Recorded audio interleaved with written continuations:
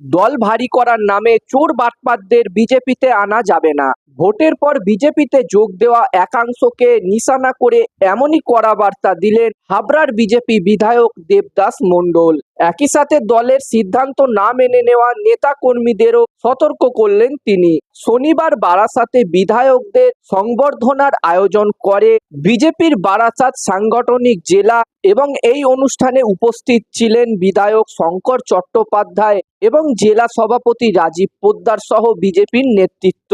সেখানেই দেবদাস মণ্ডল বলেন, দল যাকে দায়িত্ব দেবে সে কানা হোক, খোঁড়া হোক, বোবা হোক, সে যাই হোক তাকেই মানতে হবে। দেবদাস মণ্ডলের অভিযোগ, নিজেদের জনভিত্তি না থাকায় কিছু নেতা দল ভারী করতে চোর বাটপারদের নিয়ে আসছেন। এ নিয়ে দেবদাস মণ্ডলের কড়া হুঁশিয়ারি, তাড়ান এই লোকগুলোকে তাড়ান।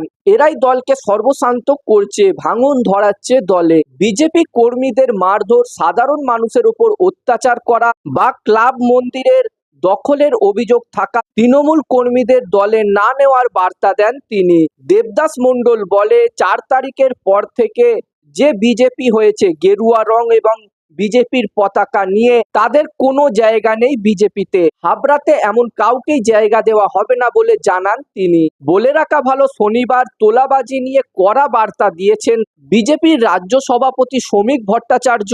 তিনি স্পষ্ট জানিয়েছেন, রাজ্যবাসী জামা বদলানোর জন্য ভোট দেয়নি, জামার ভেতরের মানুষটা বদল চেয়েছে সাধারণ মানুষ, এবং সেই কারণেই তারা ভোট দিয়েছে আমাদেরকে। এবং এই তোলাবাজি নিয়ে যেখানেই বিচুক্তি দেখা যাচ্ছে সেখানে দলীয় সংগঠনের পক্ষ থেকে ব্যবস্থাও নেওয়া হচ্ছে।